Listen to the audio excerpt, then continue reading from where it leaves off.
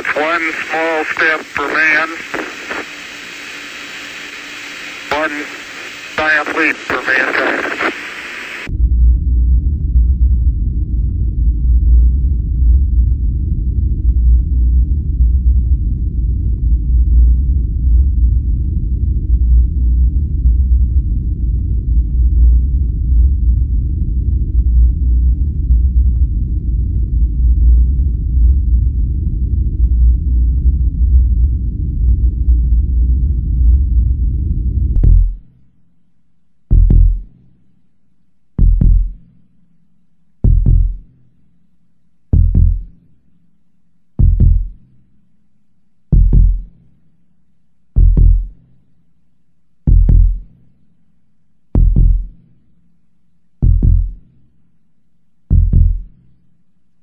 Nous sommes le 23 mai 2014 et il est 21h15.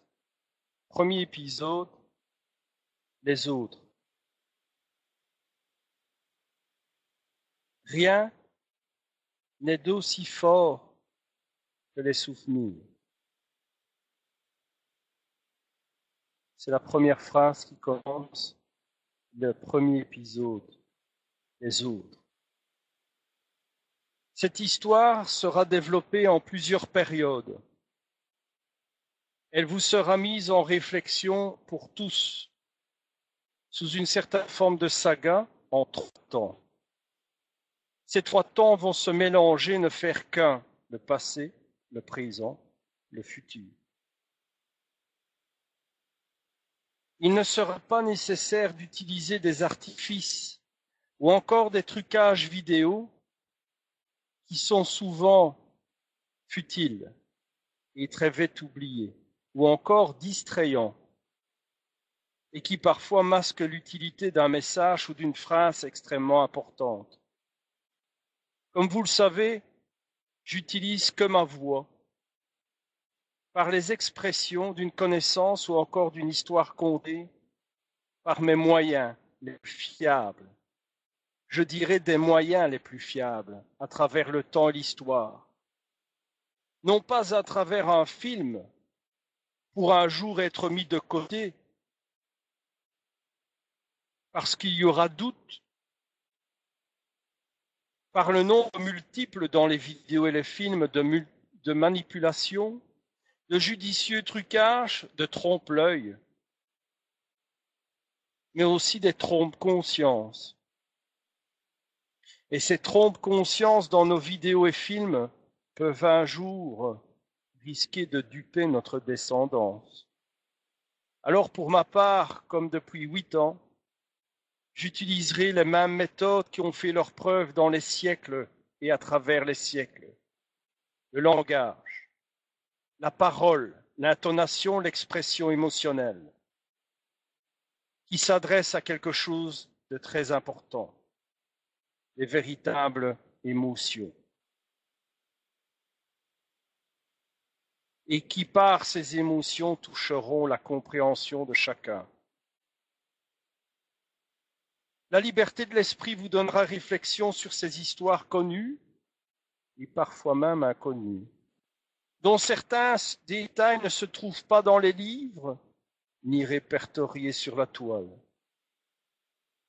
Juste comme dans l'histoire de siècles et de siècles, juste une passation de bouche à oreille, ou comme mon cas, d'expérience en expérience,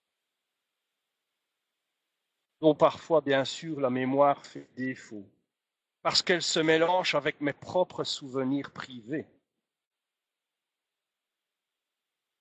À travers la saga des autres, vous allez retrouver des parcelles d'héritage, dont certaines sont convoitées depuis des millénaires. Encore une fois, la liberté de l'esprit tentera d'exprimer que j'ai une imagination débordante, ou encore une forme de fiction joignant la réalité, ou encore une forme de charlatanisme sur le développement de ces histoires. Je vous laisserai juge. Je vous laisserai juge et même comme pour ma venue sur le net, y échanger certaines questions entre mes histoires contées. En effet, je voulais serai juge sur cette forme de connaissance que jadis, de père en père, de repenti en repenti, nous nous passons, et qui donnèrent parfois, dans l'histoire de l'humanité et l'évolution des hommes, des légendes, des religions. Tout cela pour épauler une évolution humaine. La liberté d'esprit peut engendrer bien sûr des doutes, ou encore des reconnaissances à travers des phrases et des symboles. L'utilité d'entendre ces légendes permet de comprendre notre héritage. Moi, j'ai toujours favorisé cette pratique, celle de ne laisser que la voix et aucune image, pour toucher les cordes sensibles de chacun et chacune par leurs émotions, et à travers ces émotions savoir que certains détails qu'ils ne peuvent trouver ailleurs ont le reflet de la réalité. Pour ma part, je ne peux dire que ceci. Certaines choses vous paraîtront incroyables. Mais je peux vous assurer une chose. Encore et toujours, le temps me donnera raison.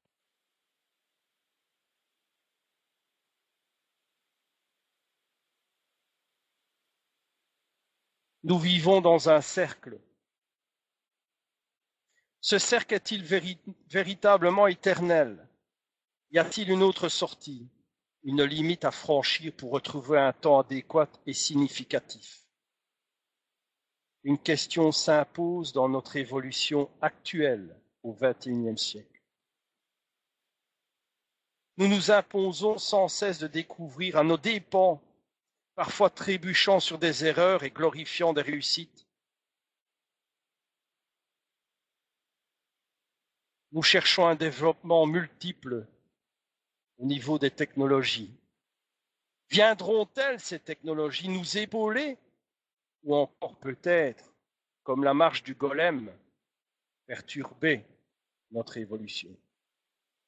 Pourrons-nous en faire cette différence? Sommes-nous tributaires de la nature, de la terre, ou devons-nous nous en séparer de cette terre à un point de la faire disparaître? Faut-il pousser l'extrême des connaissances? A-t-elle une limite, cette connaissance? Et au-delà de cette limite, qu'y a-t-il? Probablement ce que nous cherchons. Chaque fois que nous tombons dans un piège ou que notre vie nous semble aléatoire, un retour à la nature. Ce cercle nous fait évoluer jusqu'au point de nous détruire et de retourner à la case départ. Un retour forcé vers la nature. Une forme comme on nous a enseigné et que l'être humain n'a pas compris. Une forme de jeunesse. Le grand recommencement. Oui, un éternel recommencement successif qui remet les aiguilles à l'heure. Comme dit si bien Einstein, si j'avais su, je serais devenu horloger. Une vaste remise à zéro, un rééquilibrage face à notre soif de la connaissance divine. L'homme se prend pour Dieu, Dieu se prend pour l'homme. Serons-nous capables de faire face à face avec l'inévitable choc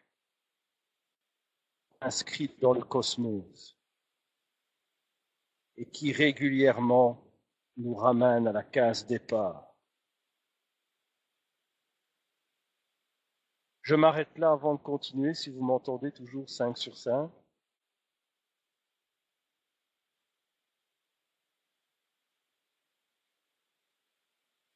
Parfait. Ici, dans ce cercle, il y a des exceptions. des esprits, une intelligence qui réussit à survivre à travers ces cycles perpétuels, dont on retrouve des artefacts, des écritures, des légendes, des croyances, et peut-être même en présence au XXIe siècle. En effet, des esprits, pas des esprits du spiritisme, des esprits bien présents, une intelligence bien présente qui voyage dans la pensée et l'évolution. Cette présence réussit à survivre à travers les cycles perpétuels de l'évolution et qui se joue de ce burn-out temporel. Ils ont enseigné au cours des siècles et des siècles l'observation du ciel, l'observation des étoiles, pour nous prévenir à ce danger perpétuel, pour qu'un jour, nous sachions, nous, avant de nous détruire les uns les autres, de sortir de ce cercle maudit. Ils ont jusqu'à incruster dans notre vie et nos gènes, nos ADN, la manière d'anticiper la lecture de ces astres par les horoscopes, par l'astrologie. Ils sont là, les autres, des êtres vivants, mais sous des conditions différentes. Ils ne sont pas sous aux conditions terrestres. Et surtout, ils ne vivent pas avec notre rythme et nos coutumes. Ils viennent sous différents aspects, selon subtilement nos croyances.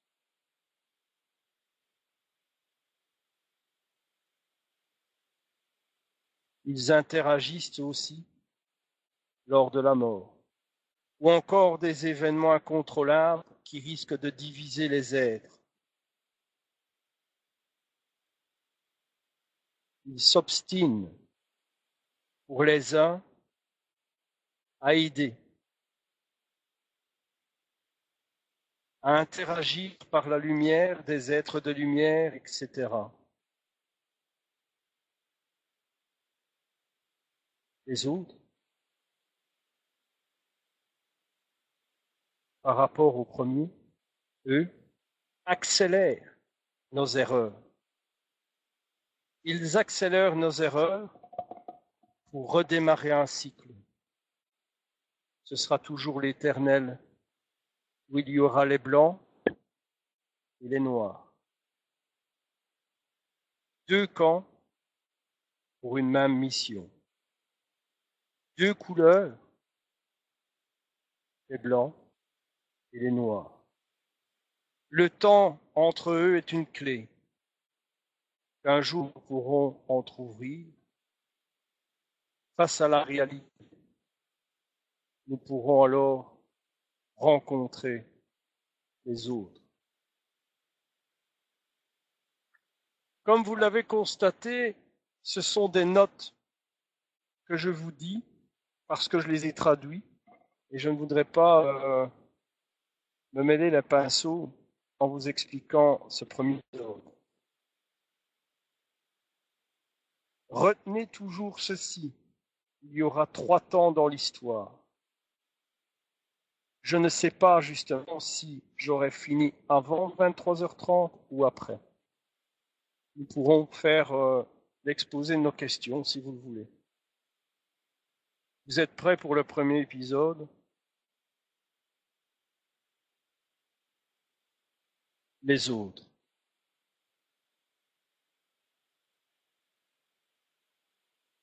Je prends la tranche 1800 et 21e siècle. Après les mystérieux meurtres ou disparitions d'avions, ils ont un point commun avec un projet. Les secrets de Raspoutine. Nous sommes au XXIe siècle. 10 ans dans le futur. Le projet de lancement des satellites qui existe réellement est vérifiable. Ce projet de lancement de satellites qui ont pour mission de surveiller la Terre, prétextant l'observation de l'univers, sont en majeure partie en place, financés par plusieurs pays, la France, la Belgique, la Chine et bien d'autres. Tout démarre de la Belgique, où les signatures ont été faites. Dans ces satellites, il y a des embryons pour des tests. Les objectifs, le développement de ceux-ci en milieu spatial, mais aussi, dans ce projet, la surveillance du réchauffement climatique, car il donne ses premiers signes. Maintenant, par les interférences sur les technologies électroniques. Les satellites observent aussi les déchaînements qui se passent sur Terre, niveau politique, les réactions multiples, mais encore les flux qui se concentrent dans certains pays qui se mobilisent. Dans ces satellites, un de ces tests nous intéresse. La force électromagnétique qui influence l'ADN et la stimulation des embryons par ultrasons. Je ne vous ferai pas un cours d'accélération biologique cellulaire, ne vous inquiétez pas. Les études sur le comportement d'une personne soumise à l'exposition des doses électromagnétiques accentuent ou diminuent les capacités de l'être humain. C'est le cas de Rasputin. Un reflet concret que nous avions imaginé ou inclus dans des clichés ésotériques ou magiques n'est autre qu'une science, l'effet du magnétisme, qui se propage dès la naissance et tout le long de sa vie et même après chez l'être humain. Tout cela maintenant au XXIe siècle et dans 10 ans sera terriblement pris au sérieux. Vous verrez pourquoi à la fin de cet épisode. Je ne suis toujours pas dans le cadre de Rasputin.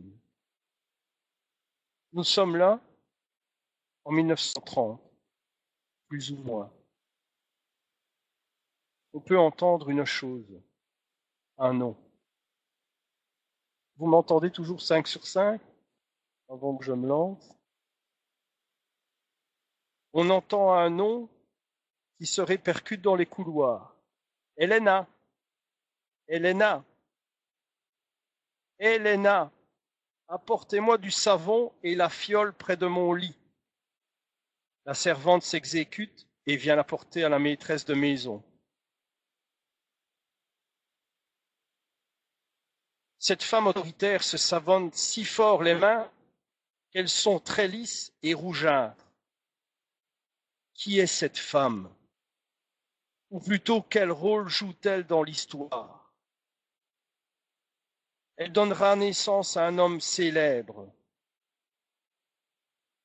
qui développera une technologie importante, Howard Hughes. Et bien plus tard, ces personnages et d'autres interagiront comme Rasputin dans notre saga, car ils ont tous un point commun. Je commence donc par l'époque 1800.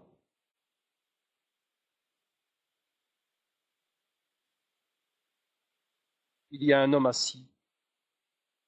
Il y a un homme assis sur un petit tronc d'arbre. Un petit tronc d'arbre majestueusement sculpté. On le voit de dos. On s'y approche. Il reste fixe. On dirait qu'il médite. Il est affûté d'une longue chasuble noire au reflet étrangement bleuâtre. Surmonté d'une espèce de boléro en fourrure. parsemé de poussière et de cendres. Une substance en réalité tapotée sur les épaules lors de festivités dans son village. Il est venu assister à la fête régulière. Soudain, notre homme sort de sa poche quelques sachets. Des sachets qui contiennent divers ingrédients de plantes séchées. Mais aussi, on peut y distinguer dans sa main large de paysans bourrus des petits morceaux d'aspirine. Que vient faire ces morceaux d'aspirine dans sa main? Par contre, quelque chose peut attirer notre attention. Dans tous ces méli-malos de broc dans sa main, on voit ressurgir une petite plaque noire corbeau. Elle aussi a des reflets bleus. Une petite plaque de 5 cm sur 3 mm d'épaisseur. Cette plaque qu'il donnera à Anastasia et qui feront perdre leurs cheveux dans l'épisode 2 des autres. Oui, Raspoutine la regarde. Il sait toute la propriété de cette plaque qui, pour lui, l'anime et l'oblige à concevoir un plan. Il ne sait pas le nom de cette substance. Elle sera plus tard prénommée uranium.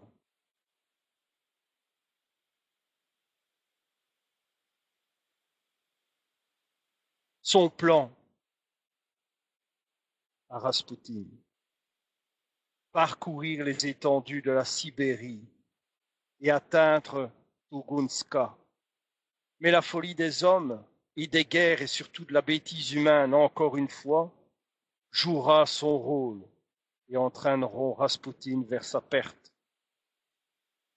Commençons un des premiers chapitres qui entraînera notre personnage jusqu'à nos jours.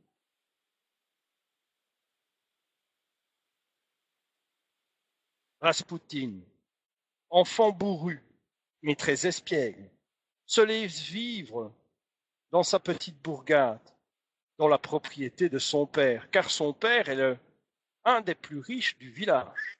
Les Raspoutines sont connus. Il y a plusieurs familles Raspoutines. Mais Raspoutine, y a-t-il un hasard à ce nom? Raspoutine ne veut pas dire la croisée des mondes, la croisée du chemin. L'autorité du père est très forte, très stricte, mais c'est une familiarité là-bas. Mais Raspoutine est fervent d'une chose, de la nature. Il la connaît si bien qu'il en ressent son énergie, comme nous, quand nous sommes bloqués dans notre société, que nous cherchons à tout prix de rejoindre un parc, un bois, ou simplement observer une vidéo qui nous parle de la nature. En vain, nous cherchons toujours nos origines. Savons-nous réellement nos origines? Raspoutine aime gambader dans la nature. Il s'imprègne de cette énergie. Est-ce bien une énergie naturelle? Ou alors des événements qui ont eu lieu et qui sont toujours présents bien avant un crash qui s'est fait en 1908 dans la comté de Sibérie. Il sent une présence quand il gambade. Est-ce la nature? Est-ce les émotions? Est-ce lui qui grandit? Ou des résidus de magnétisme qui sont présents? Rien ne nous l'indique car aucun appareil n'est encore inventé pour détecter une source magnétique aussi forte. Raspoutine plus tard en fera une idée. Selon son vécu, pour l'instant le mot magnétisme lui est encore inconnu. Certainement pas électromagnétisme ni ultrason. Pourtant, c'est l'ultrason qui scellera son destin. C'est le mot ultrason qui le tuera.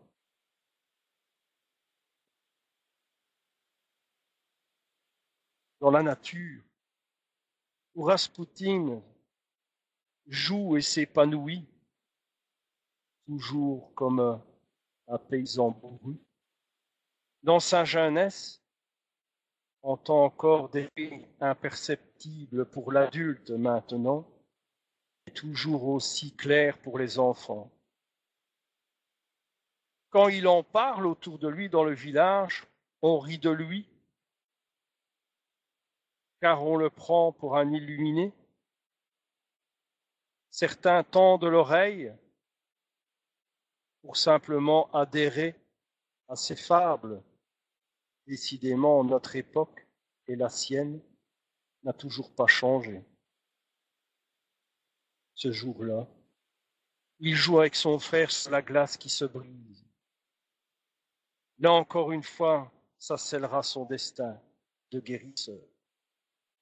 Son frère ne survivra pas, et lui sera entraîné, comme bien d'autres avant lui dans l'histoire, dans les torpeurs d'un coma, proche du nénéeux.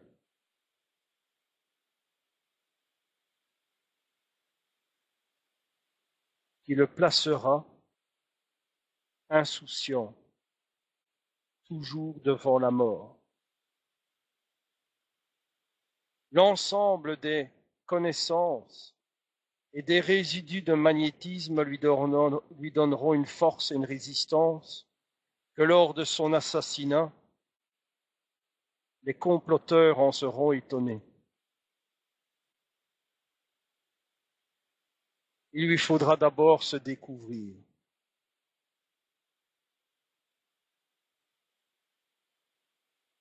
Raspoutine se cherche. Il devra apprendre à contrôler son magnétisme. L'histoire en pourvoidra. Raspoutine cherche en vain des réponses sur la nature et observe les insectes, décidément. Son observation est très utile, mais son regard aussi.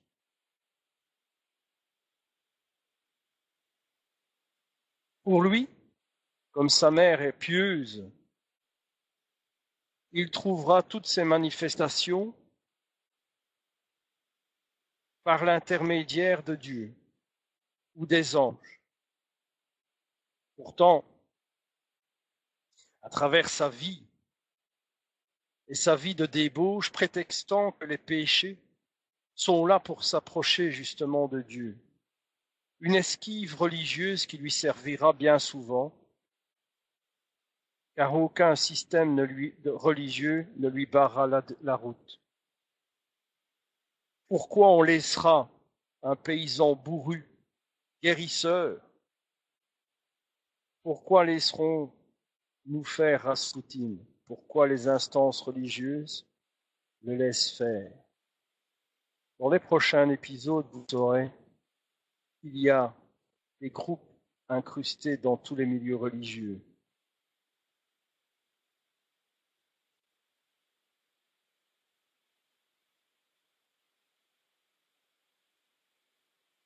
Y a-t-il aussi d'autres hommes qui prédisent l'avenir comme lui? Dans l'histoire vérifiable, la tsarine avait référence avec un curieux homme, un homme venant de France, un prédicateur, qui lui dira un jour qu'elle aura la naissance d'un fils, malade de surcroît, et qu'un autre homme viendra l'aider. On ne peut savoir dans les livres le nom de Français. On ne sait que ce Français, en prédisant la naissance et la venue de Raspoutine, traita Raspoutine d'un nom. Il dit simplement notre ami. Curieux personnage français qui surnomme notre ami Raspoutine. Qui pourrait être ce Français que d'autre que le comte de Saint-Germain? Nous y viendrons plus tard. Décidément, beaucoup de choses ont modifié Raspoutine. Son enfance, sa sortie du commun, et peut-être une rencontre avec les autres. Notre époque nous apportera des faits similaires par le traitement et la connaissance des énergies magnétiques. Comme par exemple, à notre époque, la gestion des énergies. Celle offerte encore une fois par un personnage singulier, qui lui aussi donnera naissance au Reiki, et qui sera soumis aussi par un commun, dont il sortira et déterminé à gérer les énergies subtiles qui influencent nos corps.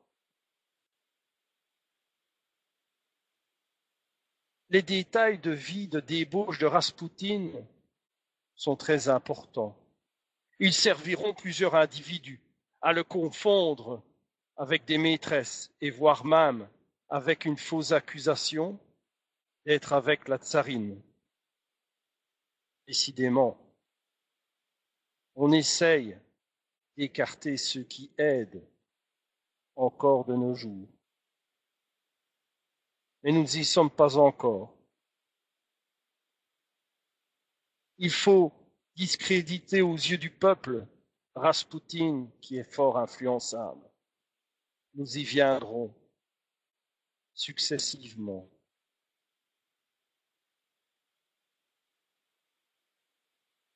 Quelque temps avant Raspoutine, un chercheur découvre lui aussi le magnétisme, la sonorité, les ultrasons. Il parvient à séparer. Il se base sur un petit animal, une chauve-souris. Il découvre le radar. Le radar. Le premier lien qui tuera Raspoutine, qui se trouve dans nos satellites. Raspoutine a fait ses recherches et lors de ses festivités, et sous l'influence des femmes et de l'alcool et sa force de séduction, parlera de ce qu'il a découvert. Il ne connaît pas le mot radar, il ne connaît pas le terme électromagnétisme, mais il sait toute l'influence qu'il pourrait y avoir dans une guerre.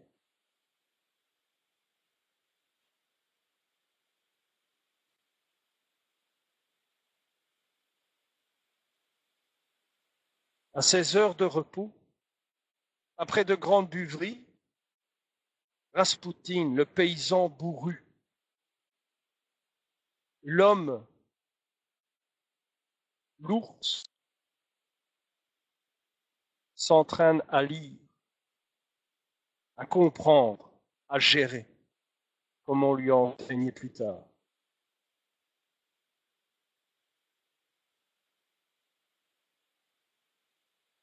Tout cet ensemble de connaissances, son regard, son attitude, sa force, celle qu'il a acquis dans son enfance au milieu de la nature, ou plutôt ce que les résidus lui ont donné, font de lui un être énigmatique, un être qui peut être utile à la famille Romanov. Nous allons le voir plus tard. Il y a des liens prémonitoires, des liens de guérison. Tout ça est convoité par la famille du tsar et de ses proches, mais aussi et toujours par l'armée. Raspoutine ne sait pas qu'il y a incrusté dans son ADN et dans ses cristaux cette forme de magnétisme. Il n'y connaît rien dans ces termes, bien sûr. Mais il sait une chose, il a une résistance particulière qui l'aidera à survivre pendant un laps de temps à un premier assassinat, une tentative dans son village, à la sortie de l'église, encore et déjà, un complot payé par un certain général, qu'il enrôlera une prostituée, avide d'argent, pour poignarder le saint homme, celui qu'on détermine saint homme, Raspoutine. Après interrogation, notre prostituée avouera le complot. Raspoutine savait déjà tout ça.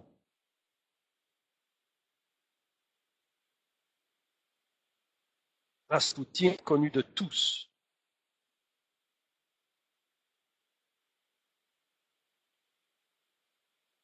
Mais des troubles commencent à prendre véritablement naissance. On surnomme le moine fou. Son nom pourtant encore, comme je l'ai dit, est prédestiné.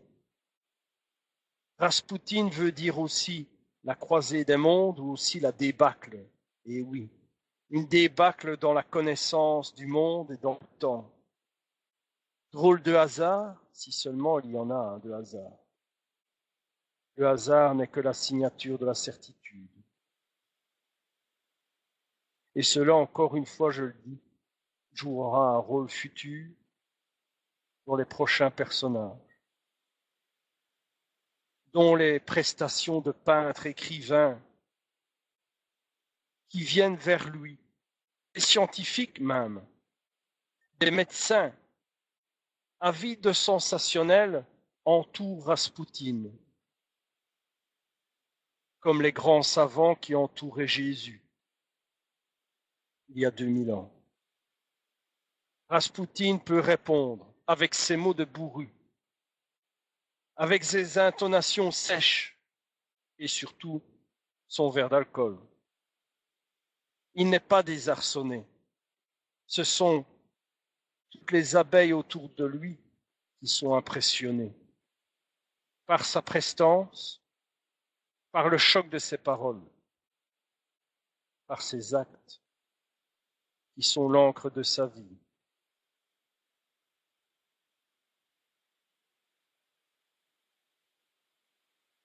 Raspoutine est noyé autour des femmes et entend une conversation subtile, une conversation qui va l'omnubiler. Il y a eu une explosion. Il y a eu une explosion à Tugunska. Les yeux, le regard de Raspoutine observe la femme, interrogateur. Il ne voit plus rien, il n'entend plus rien. Tugunska, les coins de son enfance en réalité.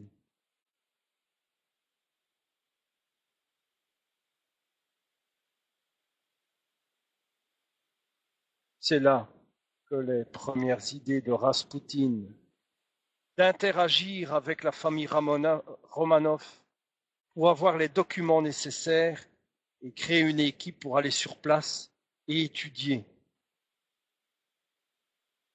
Raspoutine ne sait pas qu'il n'est pas seul. Il y aura plus tard une femme et des hommes qui utiliseront le magnétisme.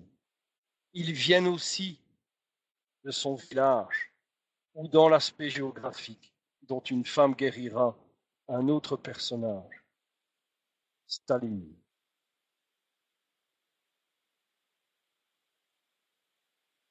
Hélas, Raspoutine ne pourra jamais aller sur place, y constater les dégâts de cette explosion particulière.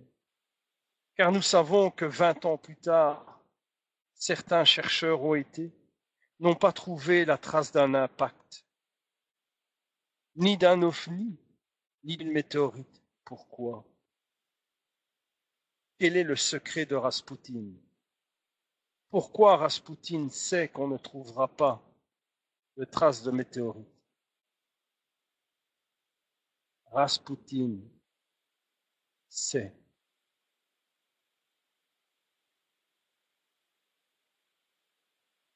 Raspoutine ne pourra jamais atteindre son objectif.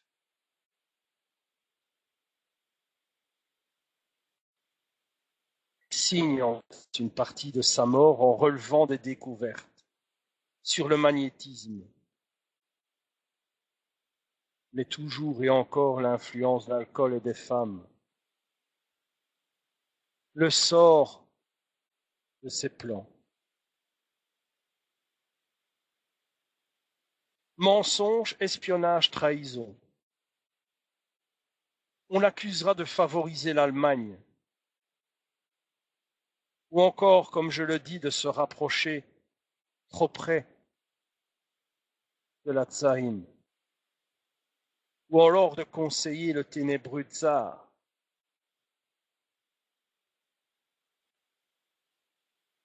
Qu'est-il arrivé à Raspoutine?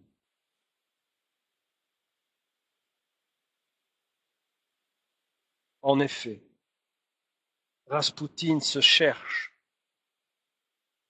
Il sait maintenant qu'il a acquis des pouvoirs mystérieux. Il les interprète sous des formes religieuses.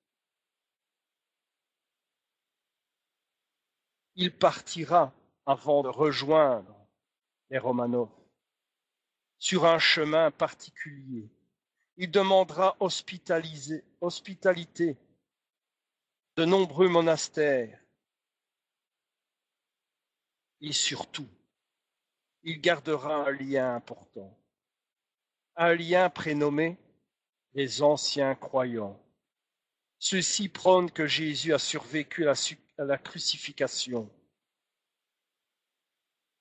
et a continué dans d'autres pays à épancher sa sagesse. Pourrions-nous prendre réflexion que plus tard, et ça dans différents épisodes les autres, qu'on retrouve en Chine ou ailleurs, ou à de multiples reprises, des artefacts, ou encore des écrits qui parlent de personnages mystérieux à la peau blanche, munis de longs cheveux et d'une barbe. Un mystère que bien des chercheurs n'ont pas encore élucidé. Raspoutine se cherche. Il sait que ses capacités prennent de plus en plus d'ampleur et influencent les idées autour de lui.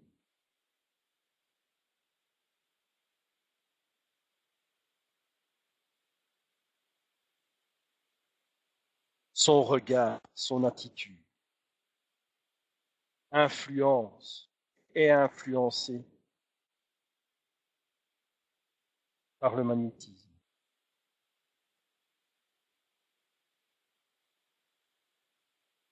Doucement, il prend confiance en lui, car il a l'impression de dominer les autres. Ceux qui sont autour de lui, qui lui demandent conseil,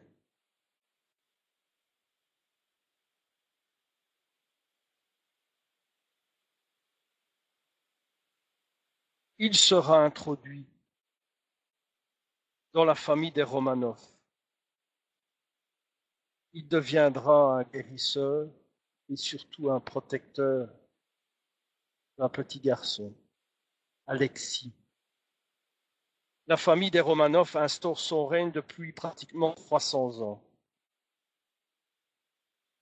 La dernière famille a un garçon, hélas, hémophile. Et ça, on doit absolument le cacher au peuple. Est-ce que vous avez des questions pour ce que je viens de dire pour l'instant? Et si vous entendez toujours 5 sur 5.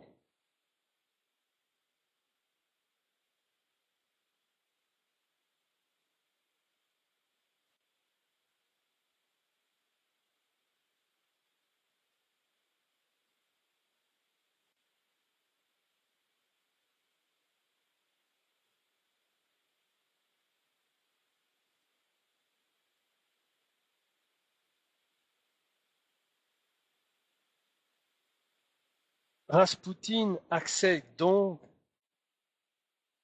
à la famille des Romanov. La famille des Romanov se compose de 4 filles et d'un fils.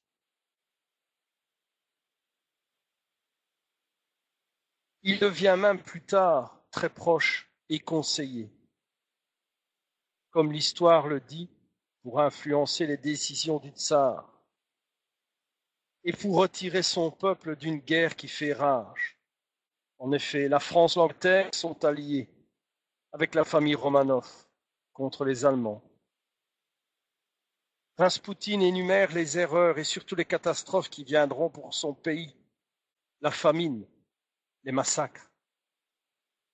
L'Angleterre prend connaissance de la majeure partie des influences de Raspoutine et surtout trouve son point faible, les débordements, les beuveries.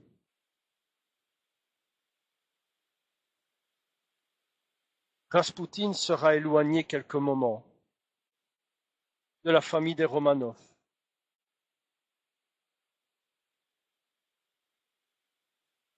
Mais, Alexis, encore des crises. On donne, les médecins donnent un traitement adéquat. On le lui donne surtout de l'aspirine. Cette fameuse aspirine qui liquéfie le sang.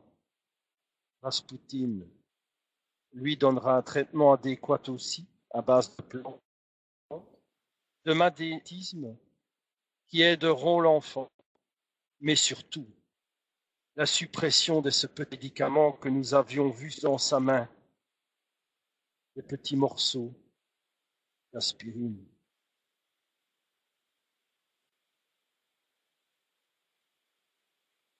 Et si ces aspirines étaient données pour éliminer le dernier descendant des Romanov, s'il y avait déjà complot contre la famille des Romanov? Raspoutine est un mur à barrage. Il faut tuer Raspoutine. Raspoutine se rappelle cette vision qui apparut devant lui dans un effet de lumière, une apparition d'un être divin qui l'interpella pour lui donner une mission de guérir. Une apparition en effet de lumière qui rappelle étrangement le tunnel. On peut voir entre les quelques minutes de mort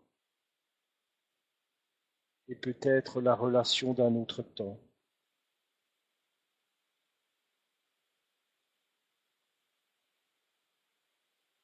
Raspoutine, en dehors de ses beuveries, a un franc-parler qui paralyse avec son regard tous ceux qui l'interrogent, qui capte les femmes, toujours les femmes. Il y a toujours eu derrière un homme célèbre une femme. Il y a eu un temps où les femmes dominaient le monde. Elles jouent un rôle important et peut-être aussi à notre époque.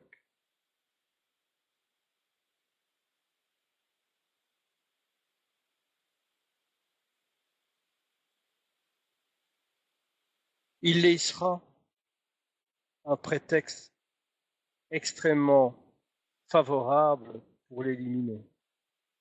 C'est par l'alcool, les beuveries et les femmes qu'on l'attire, ce fameux sauveur des peuples.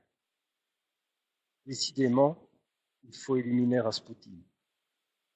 Raspoutine connaît sa mort, comme il l'a écrit dans une lettre pour un autre officier qui visait à supprimer Raspoutine. Dans sa lettre, il le dira, il le notera, que ce grand officier mourra bien avant lui. Décidément, Raspoutine, paysan bourru, sans fair-play, c'est décidément beaucoup de choses. Il n'a aucun terme, électromagnétisme, ultrasons et quoi que ce soit. Mais il sait que le magnétisme peut être fatal dans le futur.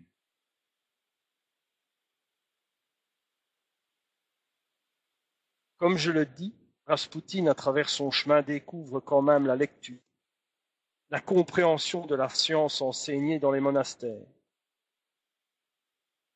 Il comprendra que le magnétisme a une importance. Il ne sait pas, bien sûr, que nous, à notre époque, nous allons vivre avec cela.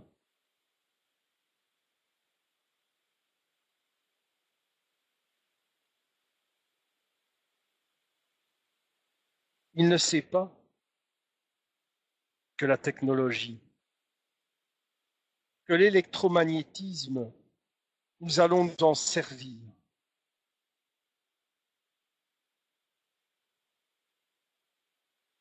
Qu'en réalité, le choc, celui qui est parvenu en 1908, qui n'a laissé aucune trace d'impact de météorite, ni de farfelue légende d'OVNI, est simplement une décharge à travers le temps d'un énorme canon, d'une énorme fréquence électromagnétique pour gérer les temps, et la météo face au réchauffement climatique. Il y a eu plusieurs tests, dont ce largage excessif de décharges électromagnétiques sera perdu dans le temps et atteindra la Sibérie. Une décharge venue d'un certain projet, connu sous le nom de HARP. Mais ça, Raspoutine ne le sait pas.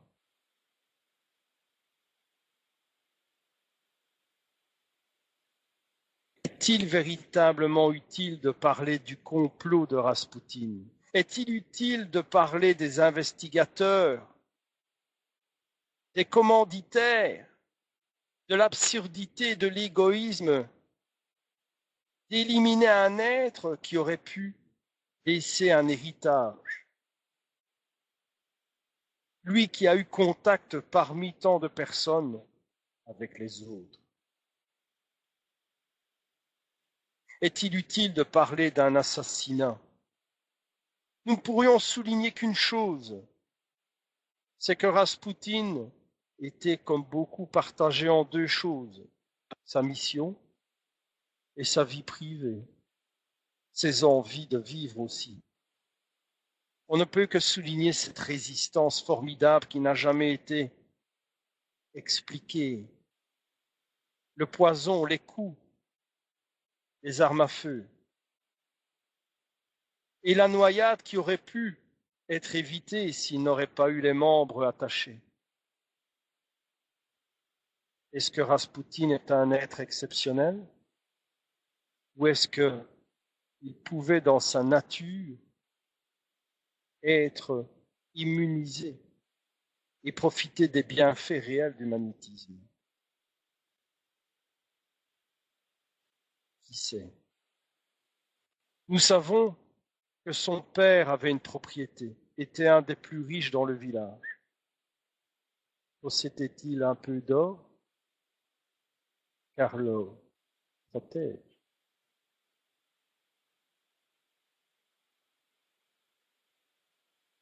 Non, nous ne parlerons pas de ceux qui ont créé et comploté contre Raspoutine. Pourtant, Dans le groupe, il y a un homme. Il est envoyé par l'Angleterre, car on a eu vent que Raspoutine influence le tsar II, Nikolaïev, de retirer ses troupes.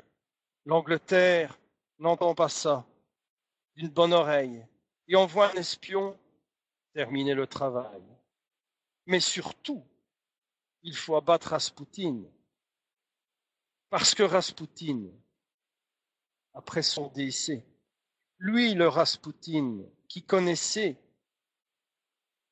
la valeur de l'électromagnétisme, la valeur du magnétisme et des ultrasons, ses recherches étaient dans le parallélisme d'une arme que l'Angleterre venait de mettre tout doucement au point et qui servira à contrecarrer les bombardements nazis en 1940-45.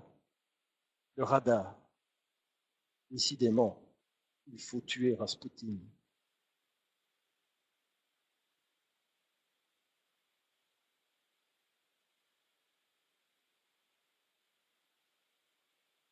En effet, est-il utile de parler du complot?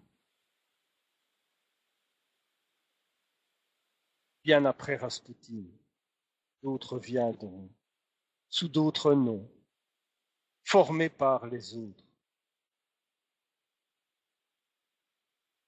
Raspoutine n'est qu'un personnage parmi d'autres, comme Léonard de Vinci, Nostradamus. Chaque époque, chaque siècle, des hommes interagissent. Ils sont formés, ils sont entraînés pour dire une forme de vérité. Car dire la vérité, il faut en connaître son origine.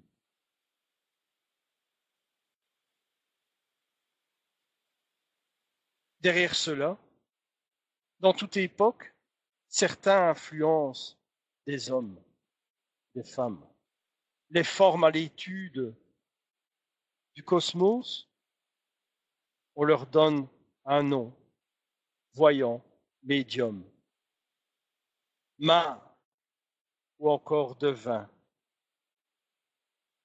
On leur donne, à travers des événements, l'occasion de se découvrir, de découvrir leur pouvoir, celle que nous avons toutes liées au magnétisme qui nous traverse et dont la Terre en fait partie, décidément. Devons-nous accentuer les choses au niveau du magnétisme, de la connaissance et de la science, jusqu'au point de renier la Terre et de la détruire, et peut-être de couper tout contact, et peut-être aussi de nous détruire. Mais la Terre, si elle nous donne, elle peut reprendre. Dans un certain projet, certains l'ont compris, que l'électromagnétisme s'associe à certaines choses. Il faut préparer le terrain, car les autres avancent. Ils se dispersent dans l'histoire, dans les événements passés, présents et futurs. Décidément, le monde d'un, Raspoutine n'avait aucune forme de nom pour l'exprimer, mais il savait que le magnétisme jouerait un rôle essentiel, comme celui qui a joué encore une fois, comme je le cite, avec les radars contre le bombardement. L'Angleterre sauvera des milliers de personnes grâce au magnétisme, décidément. Le magnétisme a un bien et un mal. Et ça, Raspoutine le sait.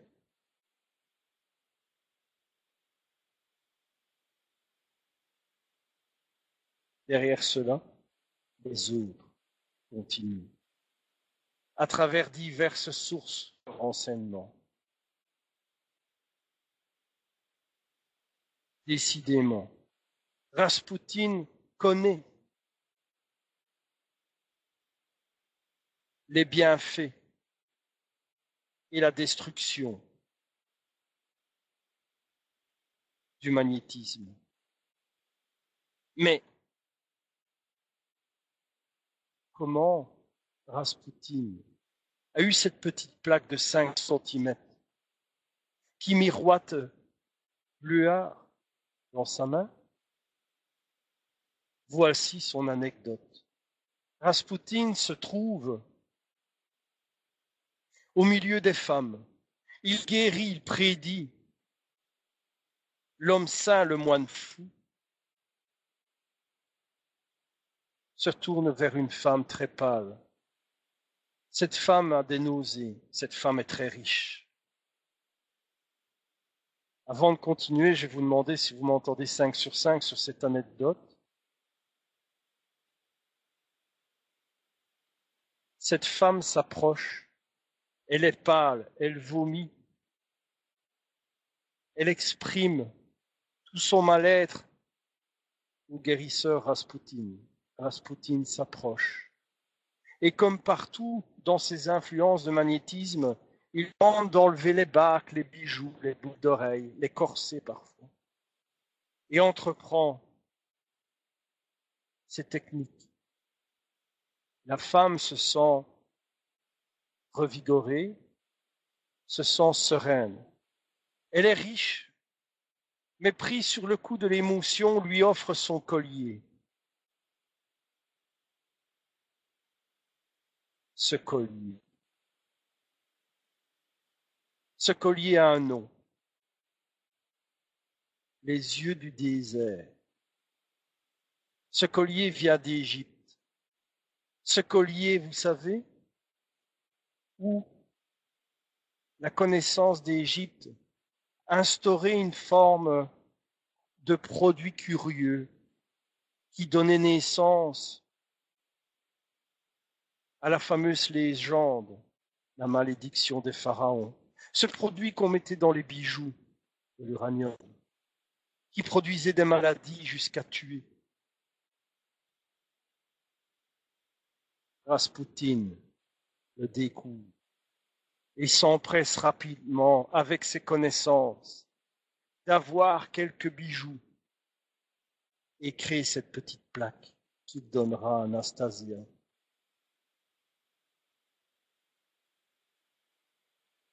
Décidément, l'histoire nous cache beaucoup de choses. Raspoutine sait que le magnétisme peut aider, mais peut être fatal. Raspoutine va mourir.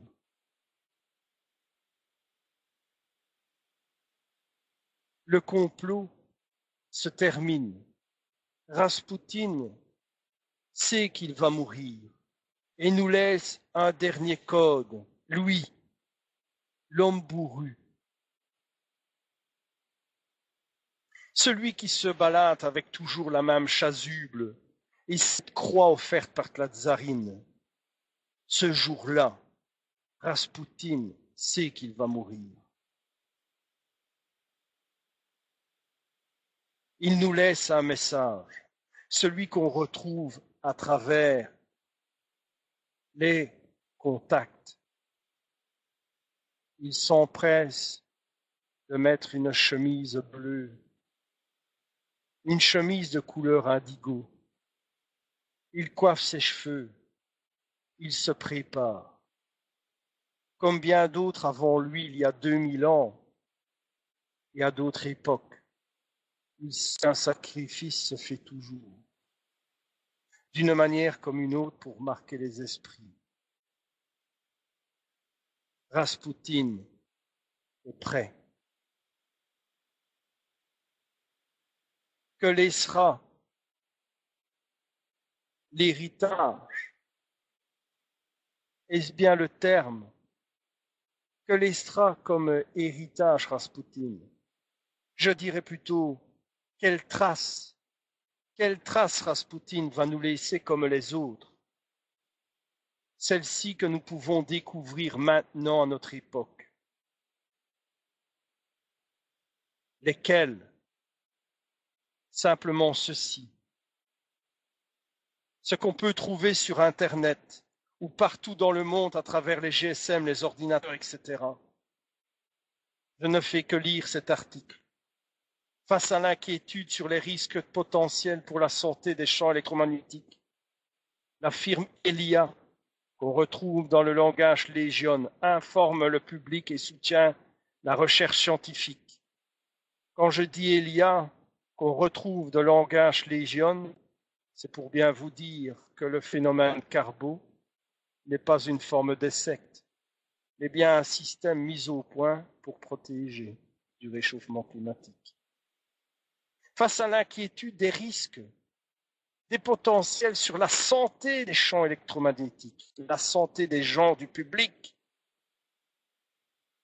les champs électriques et magnétiques sont omniprésents dans notre environnement avec le développement technologique, tels que les GSM, les micro-ondes, la Wi-Fi. Nous sommes exposés à des champs électromagnétiques qui ne fait qu'augmenter. Une partie de la population, une partie de la population s'inquiète du risque potentiel de cette technologie. J'aurais pu inclure dans cet article que je vous lis maintenant que l'être humain oublie très vite les leçons. Heureusement, il y a les autres. L'Union européenne établit des limites de sécurité, protéger les travailleurs, protéger le grand public sur ces effets nocifs électromagnétiques. Ces limites ne sont pas encore connues, ne sont pas au niveau de la sécurité encore adéquates. Décidément, le lien que nous pouvons trouver entre la science et Rasputin, c'est qu'elle se cherche encore. Y aura-t-il un lien, une découverte? Pourrons-nous nous tourner vers le passé pour trouver nos réponses, comme ce que les autres nous donnent? Décidément, personnellement, je pense qu'il faudra encore plusieurs Rasputin et derrière lui, les autres.